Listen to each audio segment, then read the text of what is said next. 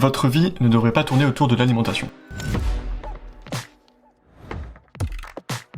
Intégrer l'alimentation à sa vie, ça je dis oui, mais l'inverse, pas sûr que ce soit optimal, bien au contraire. D'ailleurs, c'est assez paradoxal de dire cela quand on sait que de grandes décisions se prennent durant de longs dîners, qu'on sort boire un verre avec ses amis et très souvent grignoter quelque chose, que les repas de famille sont traditionnellement bien ancrés dans la culture du monde entier, et qu'on passe en général plus de 4 ans de sa vie autour d'une table. 4 ans, ouais. Ça fait pas mal de couverts utilisés quand même. Ainsi, s'alimenter, manger, est souvent vu comme un moment de partage, de plaisir, un moment festif et social, mais ça peut très vite tourner au cauchemar.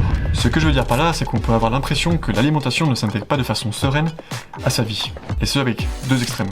Soit elle prend trop de place, on compte tous les jours ses calories, on mange toutes les 3 heures, on s'interdit de se faire plaisir, et on commence à stresser si on prend, ou même si on perd du poids d'ailleurs. Soit on se laisse totalement aller, on mange 5 fruits et légumes par semaine alors que les recommandations sont plutôt à la journée, on ne fait pas attention à la quantité ni à la qualité des aliments qu'on consomme, et on a des cravings, ou des craquages alimentaires, pour les non-anglophones, tous les jours. Tu vois, le petit paquet de M&M's qui traîne sur le bureau et qu'on voit descendre à vue d'œil.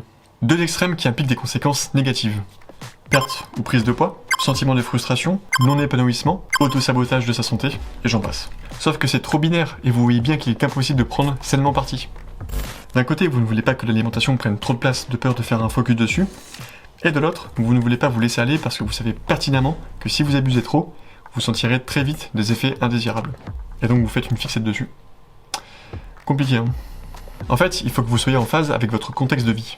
Vous n'aurez jamais le même rapport à la nourriture, enfin, du moins il variera largement d'une période à une autre, mais vous pouvez vous y préparer. D'ailleurs, petit aparté, attention si vous faites suivre par un coach ou un professionnel de santé. S'il n'utilise qu'une méthode ou qu'un concept, il serait peut-être temps d'aller voir ailleurs. Ou de simplement lui faire comprendre que la méthode ne fonctionne pas avec lui et qu'il faudrait implémenter de nouveaux outils pour relancer la progression.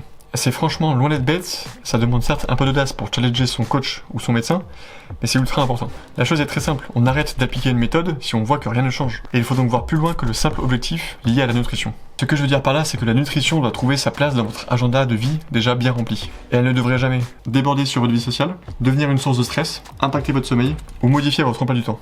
Bien sûr, si vous préparez une compétition ou si vous avez un objectif bien en tête, j'aurai pas le même discours. Pour terminer, en fait, l'alimentation, c'est un peu comme un ingrédient dans une recette qui contient plusieurs ingrédients. L'ingrédient contribue à sa manière à l'élaboration de la recette, mais il n'est pas la recette. Prenez donc le temps d'étudier et de comprendre comment vous pouvez intégrer au mieux vos prises alimentaires dans votre journée, et jamais l'inverse. Merci pour votre temps, encore une fois, et votre écoute, et on se retrouve dans le prochain épisode. Bye.